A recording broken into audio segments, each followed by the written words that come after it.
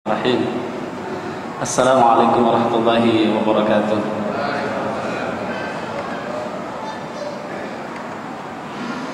Innal hamdalillah nahmaduhu wa nasta'inuhu wa nastahdihi wa natubu ilayhi wa na'udzu billahi min shururi anfusina wa min sayyiati a'malina.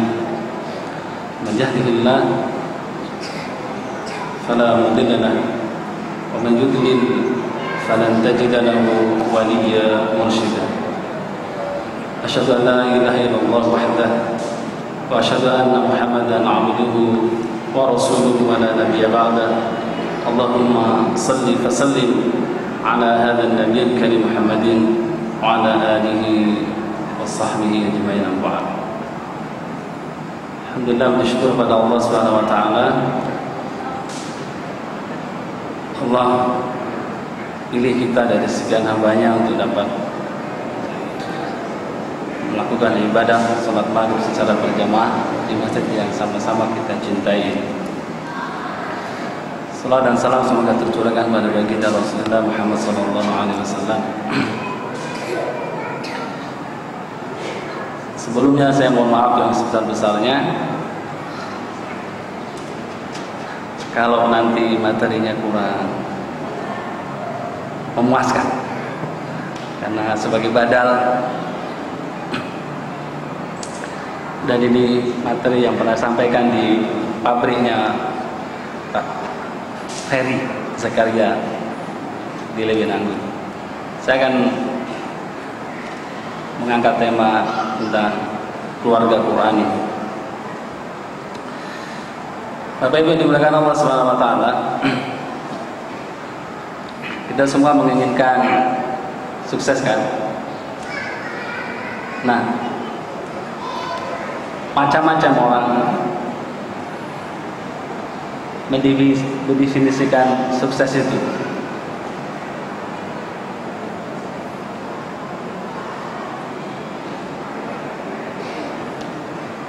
Menurut Bapak Ibu, sukses itu apa? Ada yang punya definisi apa itu sukses?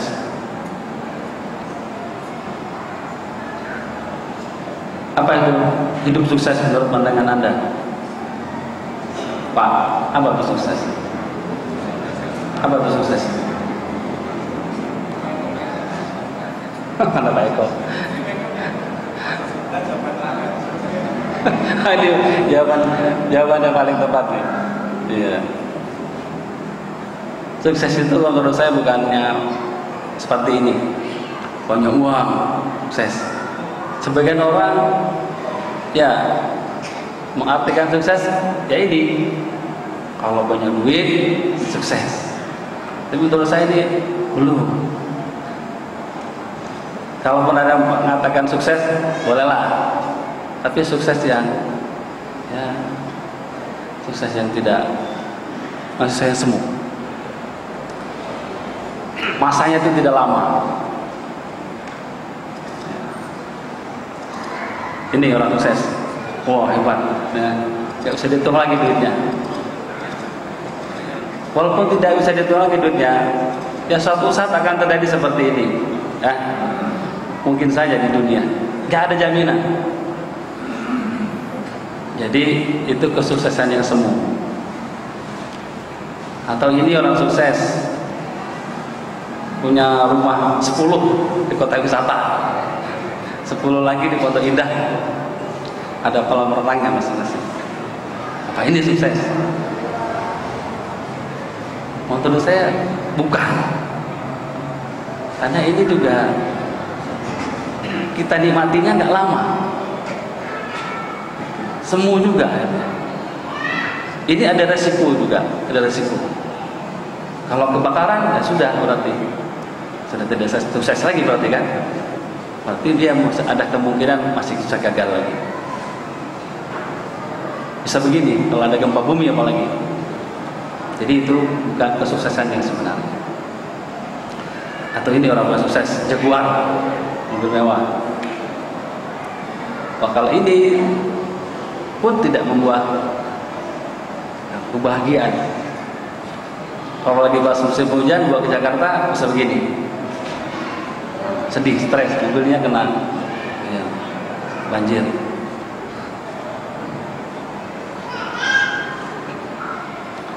Atau ini orang sukses Pak, punya wajahnya ganteng Pak, itu makeup terus, bangga kalau wajahnya ganteng. Ini juga ya, semu, punya suami yang ganteng, wah sukses sudah, ya. Punya menantu yang ganteng, sukses sudah. Bukan, ini juga semu, ada masanya seperti ini. Atau punya istri yang cantik, itu juga semu, bukan itu orang sukses.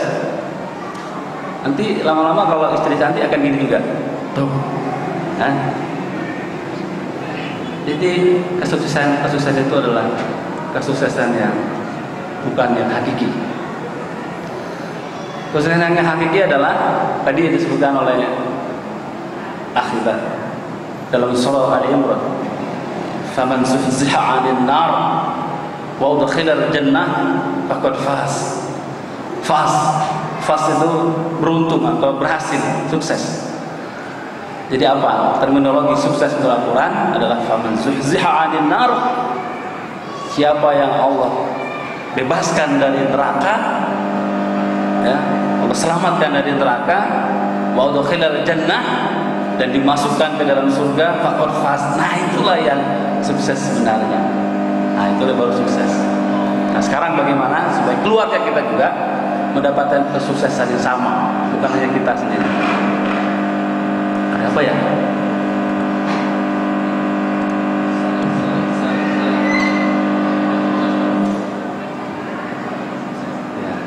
Gangguan untuk sukses. Kita semua akan seperti ini, Pak. Suka tidak suka akan hidup sendiri, ya kan? Akan hidup sendiri seperti ini.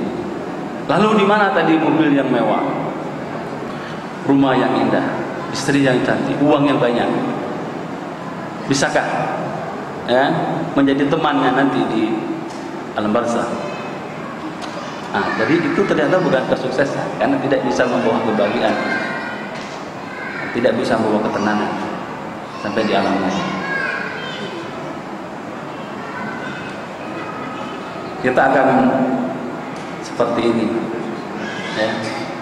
Belum lama saudara kita, orang tua kita, Pak Hamdi Al-Naf, pendahulu kita, mungkin nggak lama lagi dari antara kita, ya, akan dijemput dan diampuni. Nah, sekarang bagaimana sukses itu adalah ya, ketika meninggal bisa mengucapkan la ilaha illallah, kemudian bebas dari siksa kubur, bebas dari siksa neraka, masuk surga. Apalagi setelah itu? Gak ada lagi sukses setelah ini. Wa ma ba'da hadza. Gak ada lagi sukses selain menurut saya. Nih, betapapun banyaknya rumah kita, indahnya rumah kita akan tinggal di sini. Ya. Jadi bagaimana supaya kita juga sukses mendiami rumah yang seperti ini? Bukan hanya sukses mendiami rumah di ya, perumahan elit, tapi juga sukses ya dengan bahagia mendiami perumahan seperti ini. Itu perlu kita pikirkan, perlu kita rencanakan. Betapapun ganteng wajah kita, cantik wajah kita akan seperti ini, ya.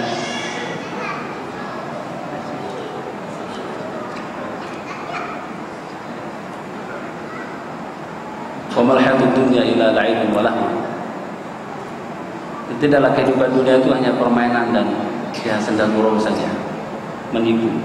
Ya, seperti orang main-main, seperti orang main futsal. Tahu-tahu sudah 1 jam, 2 jam. Tahu-tahu sudah maghrib. Tahu-tahu waktu kita, usia kita sudah 60 tahun. Ya. Dan Rasulullah, umur umat saya itu baina sitin wa sab'in. Umurnya umat saya adalah antara 60 sampai 70.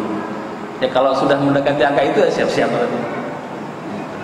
Tapi tidak menutup kemungkinan yang usia 30 tahun pun bisa juga kalau memang sudah Allah takdirkan 40 atau 50. Bal tu'siruna al-hayatad dunya wal akhiratu khairu wa abqa. Kalau orang-orang kafir memang memiliki kehidupan dunia.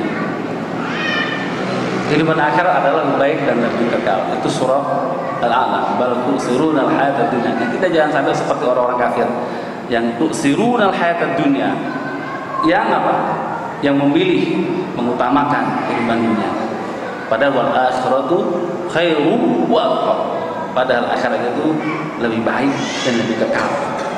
Nah, sekarang bagaimana sukses itu? Sukses itu adalah kita bahagia di akhirat, bebas dari neraka. Araditu bil hadid dunya, famal hadid dunya illa mata'ul ghurur. Apakah kamu puas dengan kehidupan dunia sebagai bagian kehidupan akhirat? Padahal kenikmatan wa mal hadid dunya minal akhirati illa qalil. Padahal kenikmatan kehidupan dunia dibanding dengan kehidupan di akhirat hanyalah sedikit. Berhadis Rasulullah SAW, perumpamaan kehidupan dunia dan akhirat adalah manakala engkau memasukkan jarimu ke lautan dan kau angkat lagi jarimu, nah tetesan-tetesan yang mengalir dari jarimu itulah kehidupan dunia. Sementara sisanya air yang di lautan itulah kehidupan akhirat. Mau pilih yang mana? Tapi kebanyakan kita araditu bil hadid dunia. Kita lebih memilih kehidupan dunia, lebih terlena, lebih sibuk dengan urusan dunia.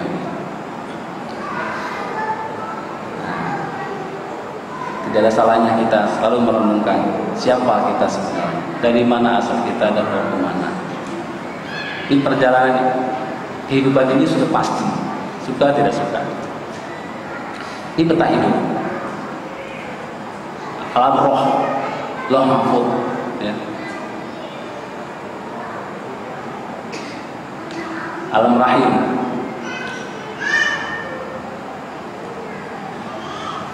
Dan kita sudah melampaui itu. Sekarang alam dunia. Nah, kita sudah di tengah-tengah, Pak. Sudah di tengah-tengah. Sebentar lagi alam barzah dan alam akhirat. Sudah 3 fase. Tinggal 2 fase lagi. Alam roh sudah pernah tinggal di sana, alam rahim sudah pernah tinggal di sana, alam dunia saat ini kita tinggal. Sebentar lagi alam barzah dan alam akhirat. Perlu bekal.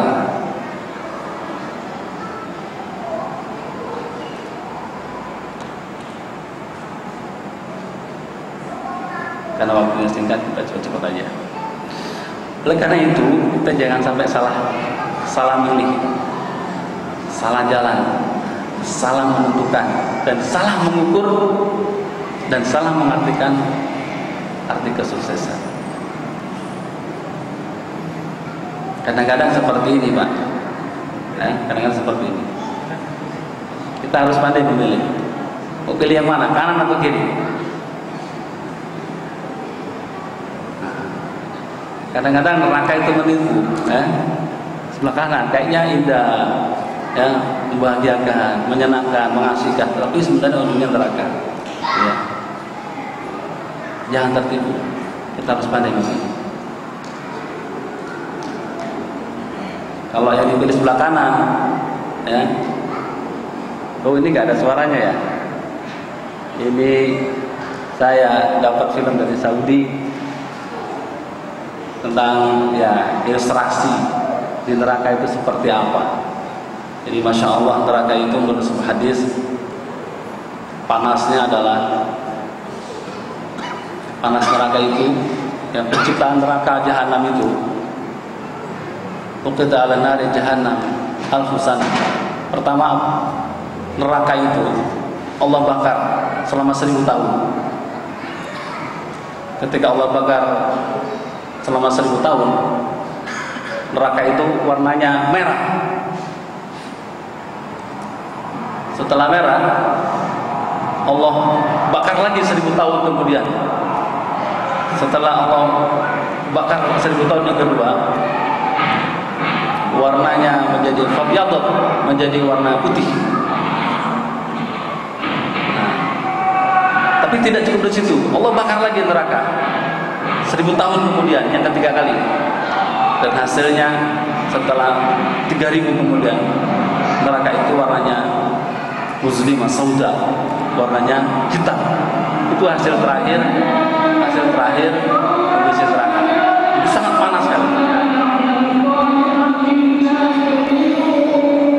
Bapak Ibu mau tahu azab yang paling ringan di neraka? Azab paling ringan di neraka itu adalah seseorang nanti dapat hadiah dari Allah Subhanahu wa taala sepasang sendal. Cuman bukan made in karfil, bukan, tapi made in nar. Sendal terbuat dari made in neraka. Ini siksa yang paling ringan. Nah, ketika sepasang sendal itu dipakai oleh penghuni neraka, spontan otaknya mendidih. Nah, itu yang paling ringan. Jadi jangan tanya lagi yang paling keras seperti apa. Yang paling ringannya seperti itu. Dikasih hadiah sepasang sendalnya dipakai, spontan otaknya mendidih. Ya. Ada lagi gambaran dalam surah An-Nisa, innal ladzina kafaru bi ayatina sawfa nuslihim nar. Kullama nadijat juluduhum baddalnahum juludan ghayraha liyazuqul azab. Sesungguhnya orang-orang yang tidak mempercayai ayat-ayat kami, tidak menjalankan perintah Allah Subhanahu wa taala yang ada di Quran, sawfa nuslihim nar, kata Allah, kami akan lemparkan orang itu ke neraka. Ulama nabi dan juluduhum,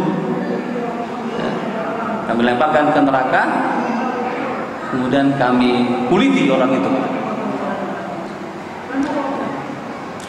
dibakar dan kulit, dan setelah habis kulitnya badalnahum juludan ghayraha, Allah ganti kulit yang baru, kemudian dikuliti lagi, disasar, disayat.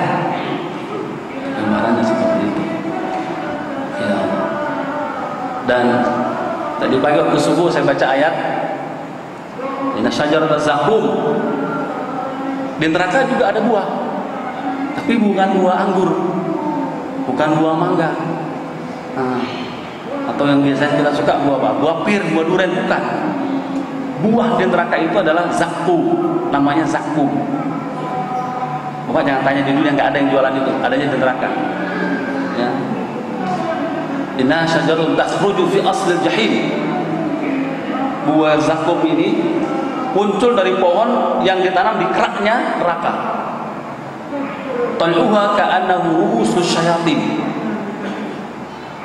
Buah zakum ini penampilannya seperti kepala setan. Waduh, kita dengarnya sudah mau muntah apalagi makannya. Dia berduri, dia bulat berduri, dan durinya panjang-panjang, bukan seperti durian. Kalau durian bisa dibelah enak dalamnya, tapi karena lapar, penghuni neraka harus makan juga. Ayo dimakan buah zakum. Ketika dimakan, ya mungkin koyak lah tenggorokannya, pecah tenggorokannya. Haus. Ila ta'amun.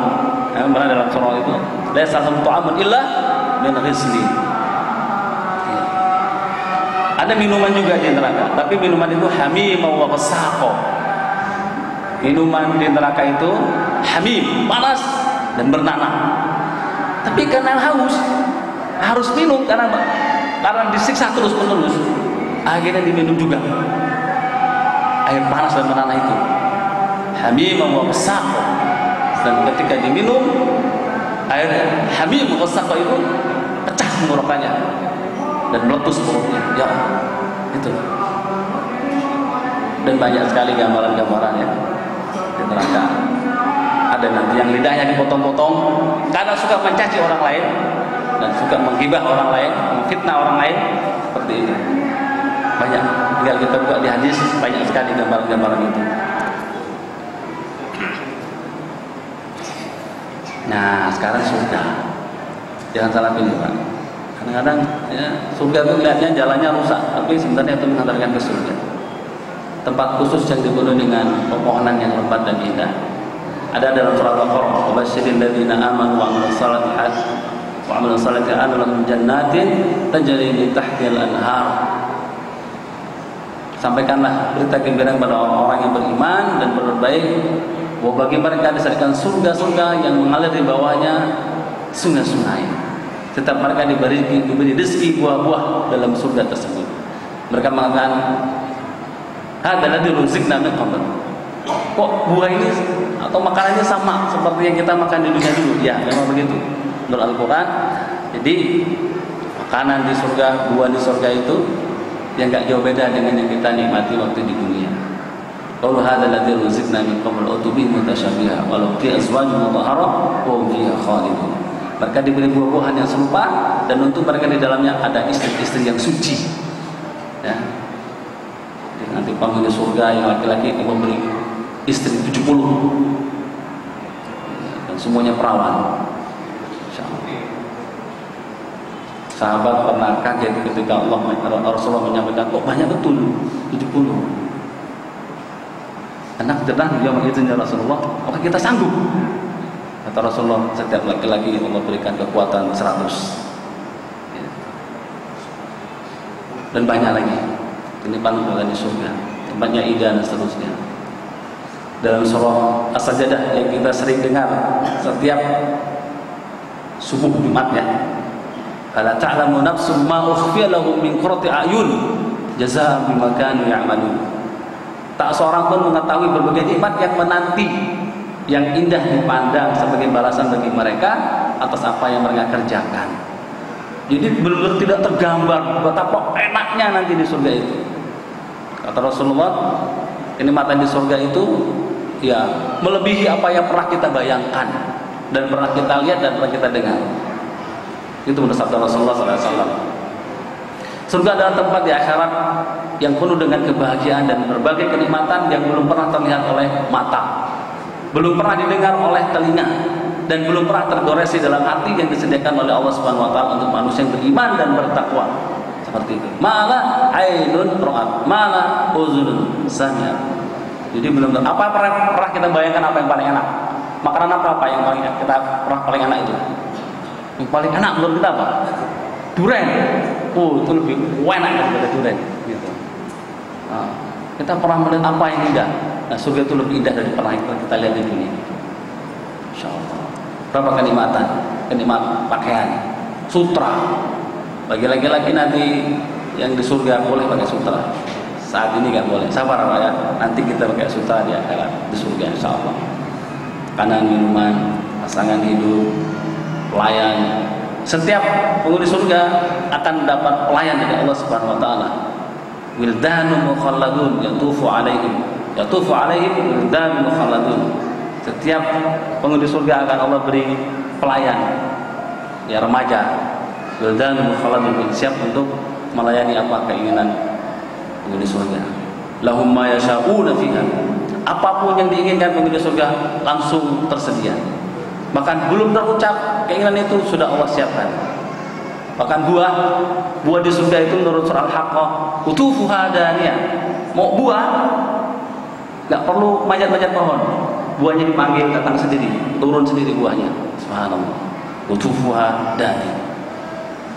Udaranya segar, tidak panas ya. Dan lain-lain. Nah, paling penting siapa penghuni surga itu? Para nabi sudah jelas. Orang-orang yang jujur, syuhada dan orang-orang yang soleh. Mudah-mudahan yang hadir di tempat ini adalah orang-orang yang jujur insyaallah. Orang-orang yang soleh, dan mudah-mudahan yang hadir di tempat itu semua jadi penghuni surga. Wa may yuti'illaha wa rasul fa ulaika ma'al ladzina an'ama Allahu 'alaihim minan nabiyyin was-siddiqin wasyuhada was-salihin wa hasuna ulaika rafiqa. Dan siapa yang mentaati Allah, mentaati Rasul, mereka adalah orang-orang yang akan diberi kenikmatan bersama para nabi, para orang jujur, para syuhada dan orang soleh nanti di akhirat. Wa hasuna ulaika rafiqa, dan mereka adalah teman yang baik. Nah, masuk surga memang bisa sendiri, tapi juga bisa rombongan secara berjamaah. Mari kita buat program. Masuk surga kita jangan egois sendiri aja. Kita bagaimana masuk surga itu secara rombongan bersama keluarga.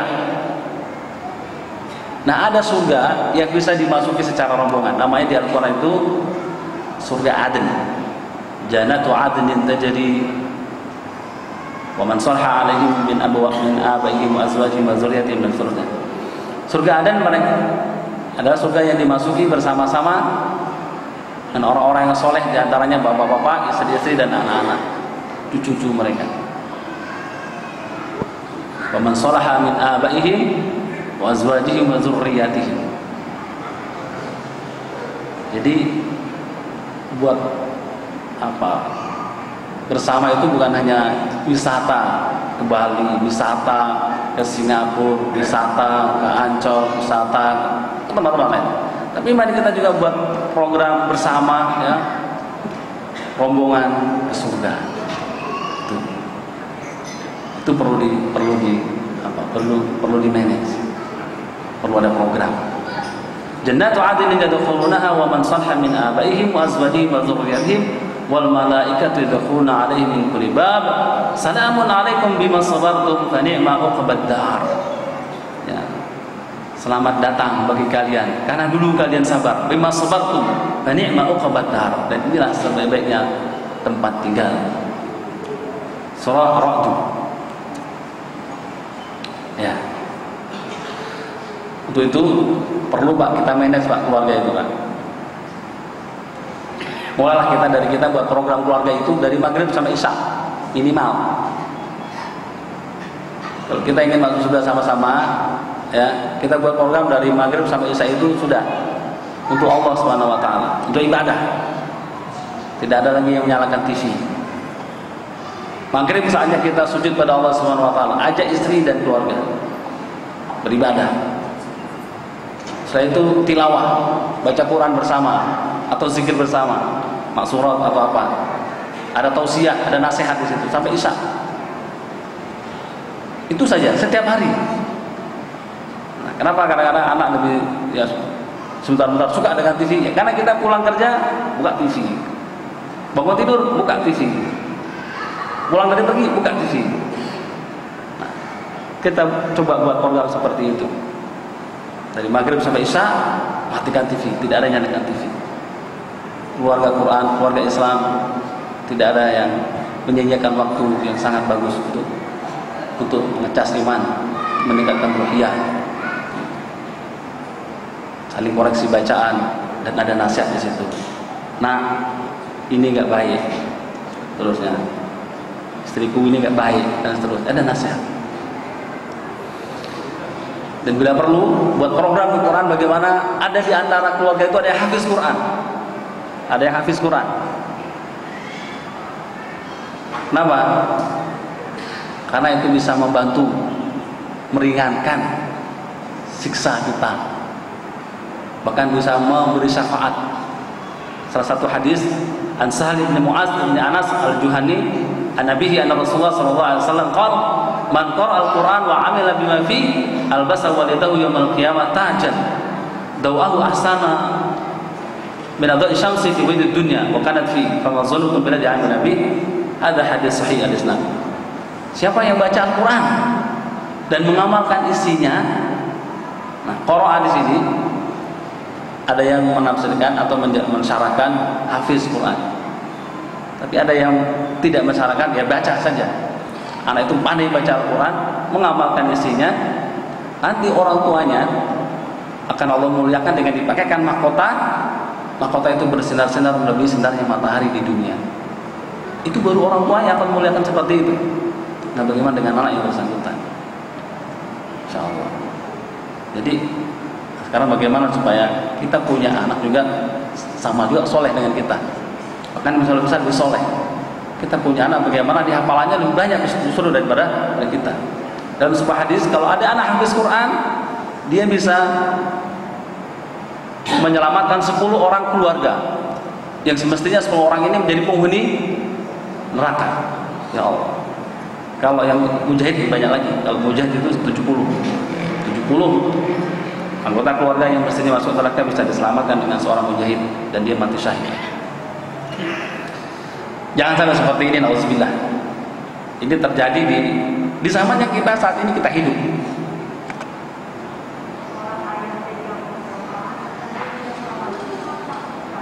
Ya Allah, ini banyak. Kenapa bisa seperti itu? Karena tidak ada agama di keluarga itu, tidak ada nasihat, tidak ada Quran. Kita kurang. Ini banyak, ini nggak usah jauh dari kita. Ini di Ciracas ini, di Ciracas 4 tahun, 4 tahun ya, masya Allah, anaknya digagahi karena nggak ada iman, nggak ada Islam, nggak ada Quran, alhamdulillah, nggak ada nasihat di situ. Tapi ini kenyataannya terjadi dan nggak jauh dari kita, tempat kita tinggal kita di Ciracas ini. Sampai hamil lagi, waliyahzubillah. Ini lagi ya. Nah sekarang bagaimana keluarga itu? Ya, ini keluarga kan seperti ini Imam Ghazali. Memang dia rehanam, bisa membuat kita bahagia, menyenangkan, penyejuk mata. Ya.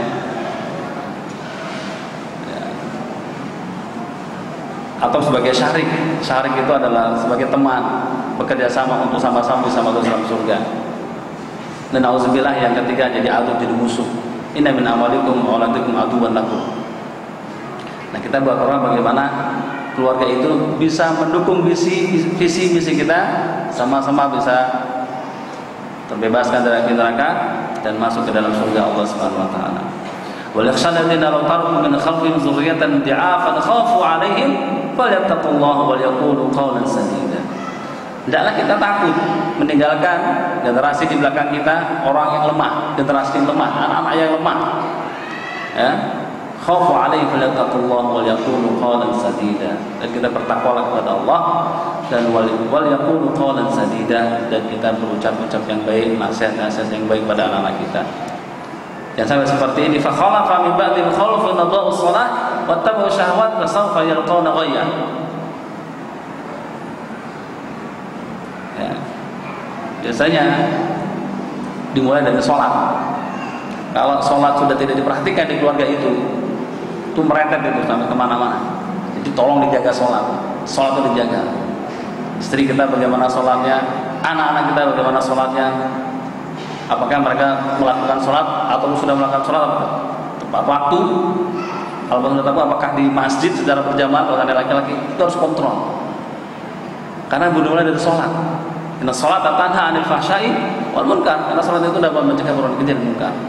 Kalau sholat sudah ditinggalkan atau sholat, kalau sholat sudah ditinggalkan, wattabu syahwat, akan ikut syahwat. Nah, orang-orang yang tidak bisa melakukan syahwat itu karena tidak bisa menjaga sholat. Syahwat macam-macam. Ya. Nah ini, jadi minimal sekali itu sholat tetap dijaga. Inna hadzal Qur'ana yahdi lillati hiya aqwam wa yubashshirul mu'minina alladziina ya'maluna ash-shalihat anna lahum ajran kabira. Jadi mari kita tegakkan Al-Quran itu di rumah dengan banyak baca, mengamalkan, saling menasihati pada anak-anak kita. Sudah baca Quran belum hari ini, sudah berapa juz, sudah hafal berapa surat. Kita nasihati mereka, terjemahkan artinya, kita jelaskan sedikit. Dan itulah sebenarnya yang memberi kita jadi selamat di dunia ini. Zalikal kitabul la raiba fihi hudan lil muttaqin, jadi petunjuk bagi orang-orang yang bertakwa insyaallah. Keluarga Al-Quran ini adalah selalu interaksi dengan Al-Quran, minimal membacanya.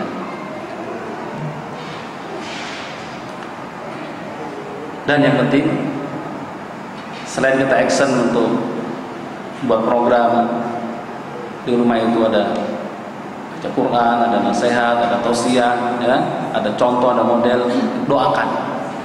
Setiap kita kesempatan berdoa, kita doakan. Ini diajari Al-Quran dari Allah Subhanahu wa taala. Doanya adalah Rabbana hab lana min azwajina wa dhurriyyatina qurrata a'yun waj'alna lil muttaqina imama. Sama-sama. Rabbana hab lana min azwajina wa dhurriyyatina qurrata a'yun waj'alna lil muttaqina imama. Ya Allah, anugerahkanlah kepada kami istri-istri kami dan keturunan kami sebagai penyejuk hati kami.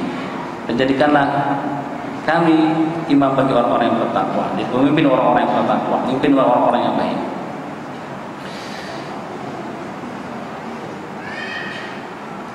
Hadatsani Ahmad ibn al-Muqaddam qala hadatsana Hazm qala sami'tu katsiran sa'alan al-Hasan qala ya Aba Sa'id qala Allah hab lana min azwajina wa dzurriyyatina qurrata a'yun. Itu apa artinya? Apakah di dunia penyejuk mata itu, apakah di dunia? Di dunia wal akhirah? Qala la bal fid dunya. Qala wa dzalika qala al-mu'min yara zawjatahu wa waladahu yuti'una Allah. Penyejuk mata itu maksudnya di dunia. Jadi bagaimana anak-anak kita ini juga penampilannya penampilan Islami soleh, istri kita juga penampilannya penampilan Islami soleha. Tapi itu tidak mudah, mesti ada program mengantarkan ke sana. Sebagai contoh, kita cepat aja.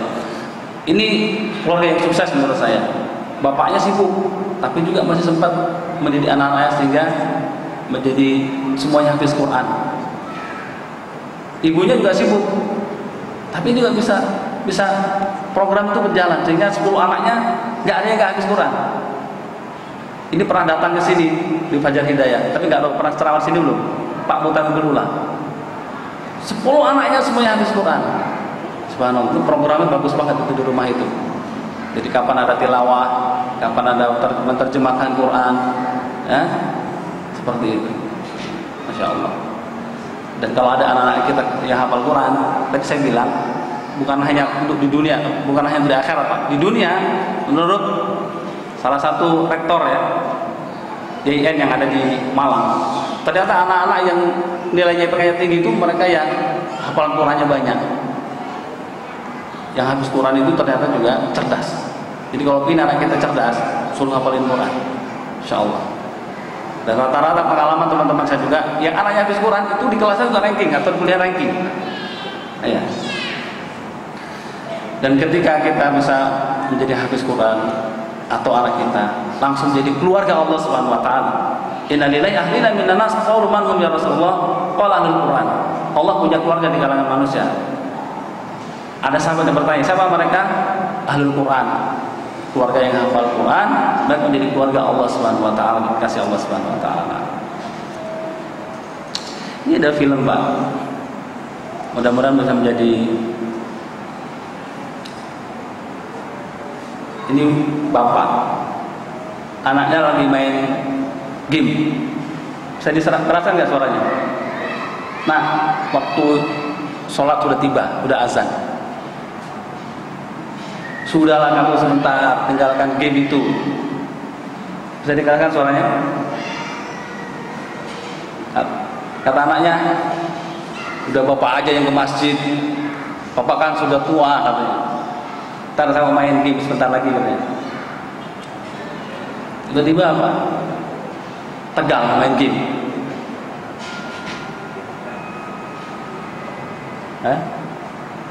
Dan dapat serangan apa? Ya, pembuluh darah yang pecah. Allah cabut anaknya ketika sedang main game.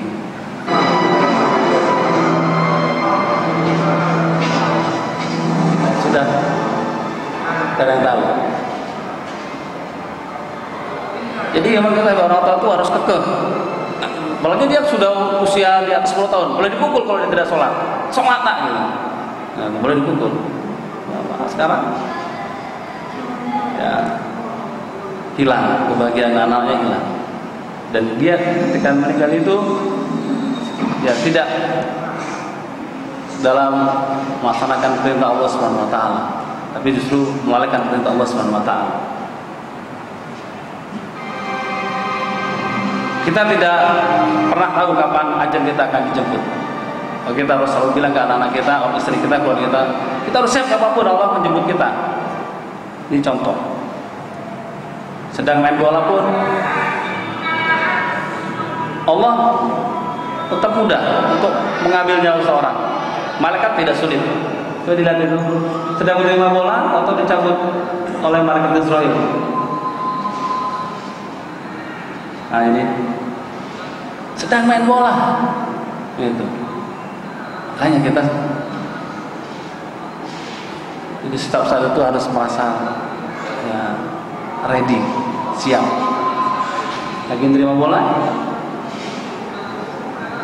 tuh mati di lapangan sedang main bola. Mudah-mudahan sih dia mati husnul khotimah waktu main bola, niat karena Islam. Mudah-mudahan dia waktu main bola itu sambil baca Quran. Tapi ada nggak orang main bola baca Quran gitu? Sambil zikir atau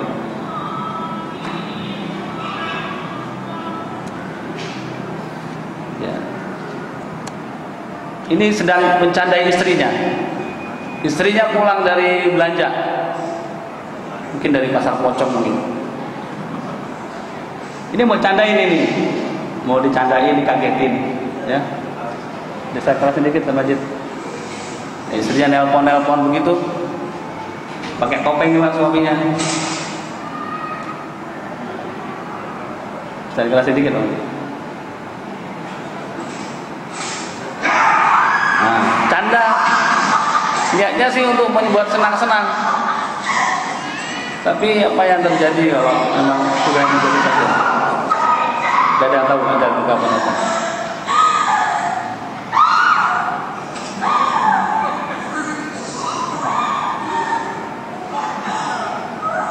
Sudah sampai situ ceritanya, ya kan? Jadi nggak mesti waktu mau sakit mau meninggal itu nggak mesti ciri-cirinya sakit dulu, ya seperti Ustaz hamil terusnya. Kapan saja Allah bisa jemput kita, istri kita, anak-anak kita gitu. Ya? Ini lagi. Waktunya masih ada nggak ini? Hah? Udah habis ya, udah ya. Ya, masih banyak lagi. Tanggung, enggak. Kalau untuk sholat tidak ada istilah tanggung. Walaupun rapat, walaupun makan, sholat gitu ya. Baik, Bapak Ibu, kesimpulannya adalah mari kita buat program, ya. Masuk surga bersama-sama. Kita, istri kita, anak-anak kita, ya. Karena sukses yang sebenarnya adalah orang yang Allah selamatkan dari neraka. Allah bebaskan dari neraka dan Allah masukkan ke dalam surga. Dan marilah kita masuk surga, jangan egois, ingin masuk surga sendiri. Marilah kita bagaimana membuat orang bagaimana. Istri kita juga masuk surga, anak kita masuk surga. Dan mari kita tanamkan pada anak-anak, pada istri kita, keluarga semuanya, bahwa Allah itu mudah. Allah itu sangat mudah sekali untuk mengambil, menjemput nyawa kita kapan saja. Maka dari itu kita harus siap kapanpun dipanggil oleh Allah Subhanahu Wa Taala, dicabut nyawanya oleh malaikat, siap kapanpun. Maka itu harus persiapkan diri kita dengan banyak berbekal. Watazawwadu fa inna khairaz zadi taqwa. Dan perbekalan yang terbaik adalah dengan takwa kepada Allah Subhanahu Wa Taala. Ala kullikum hadanallahu wa iyyakum jami'an. Assalamualaikum warahmatullahi wabarakatuh.